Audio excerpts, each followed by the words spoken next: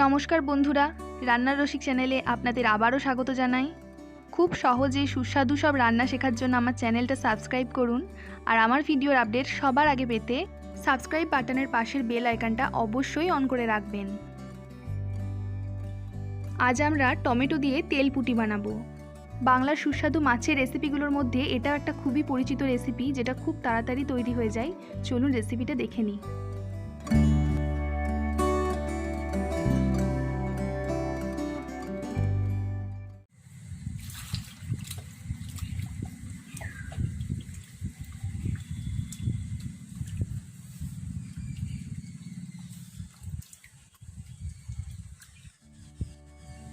মা ভালো করে পুঁটি মাছগুলো সব ধুয়ে নিচ্ছে।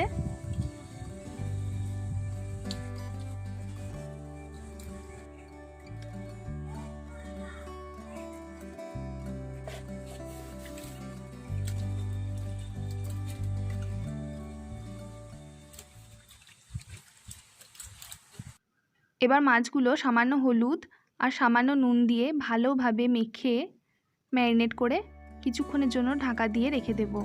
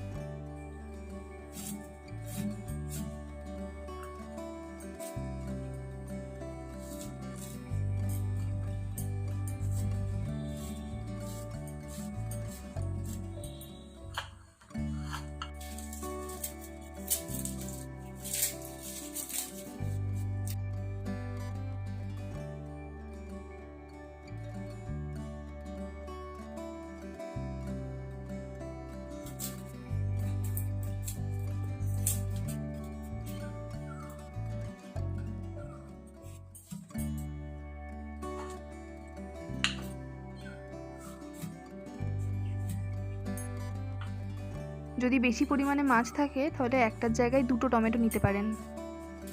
রান্নাটা একটু টক জাতীয় হয়, তাই টমেটোর পরিমাণটা কিন্তু বেশি লাগবে।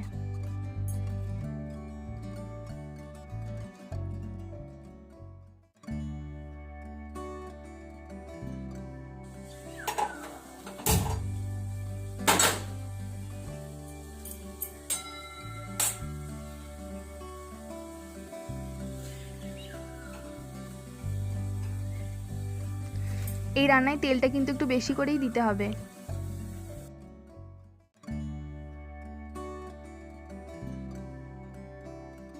এবার পুঁটি মাছগুলো ভালো করে লাল লাল করে ভেজে নেব। এইভাবে লাল লাল করে দু পিঠি মাছটা খুব ভালো করে ভেজে নিতে হবে, কারণ রান্নাটায় জল দিয়ে ফোটানো হবে না। এই ভাজার সময়ই মাছটা যা সিদ্ধ হওয়ার হয়ে যাবে।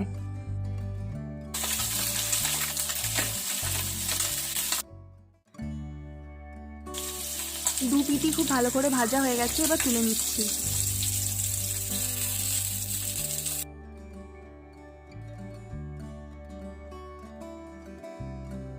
কুচিয়ে রাখা আদাটা একটু থেতো করে নিচ্ছি। মাছ ভাজার তেলে আরও কিছুটা তেল অ্যাড করলাম। এবার আগের থেকে কেটে রাখা পেঁয়াজগুলো একে একে তেলের মধ্যে দিয়ে দিচ্ছি। ভালোভাবে পেঁয়াজটা একটু নাড়াচাড়া করে নেওয়ার পরে কুচানো লঙ্কা আর রসুনটাও দিয়ে দিচ্ছি।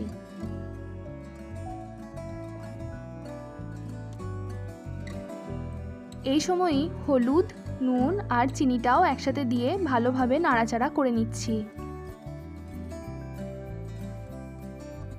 2 মিনিট একটু ভেজে নেওয়ার পর এবার টমেটোগুলো দিয়ে দিলাম। দিয়ে তারপরে আরও 3-4 মিনিট ভালোভাবে ভেজে নেব।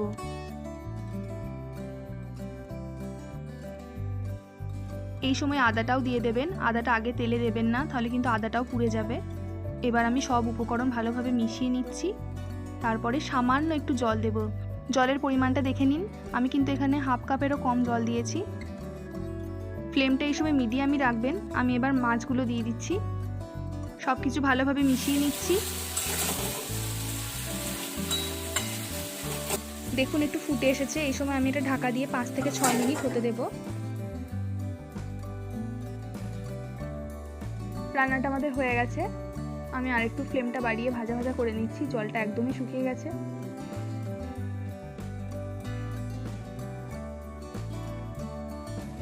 এবার নামানোর আগে ওপর থেকে একটু সর্ষের তেল ছড়িয়ে নিলেই আমাদের রান্না একদম কমপ্লিট।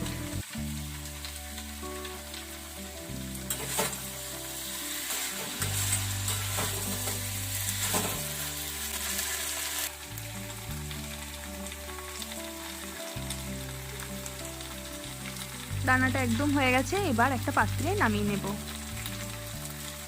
এই রান্নাটা খুবই চটজলদি হয়ে যায়, 10 থেকে 15 মিনিটের মধ্যে এটা কমপ্লিট হয়ে যায়। যখনই কিছু মাছের মুখরোচক খাবার খেতে মন হবে তখনই এই রেসিপিটা আপনারা তৈরি করে নিতে পারেন।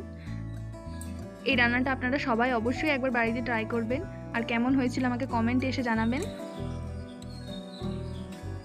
আপনাদের মূল্যবান সময় দিয়ে এই ভিডিওটা দেখার জন্য অনেক ধন্যবাদ।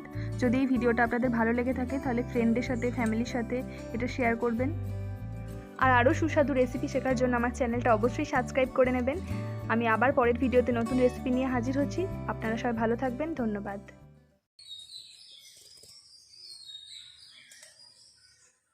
খুব ভালো হয়েছে। কেমন হয়েছে? খুব ভালো হয়েছে, দারুণ। ভাত দিয়ে খেলে আরো ভালো লাগবে, দারুণ হয়েছে।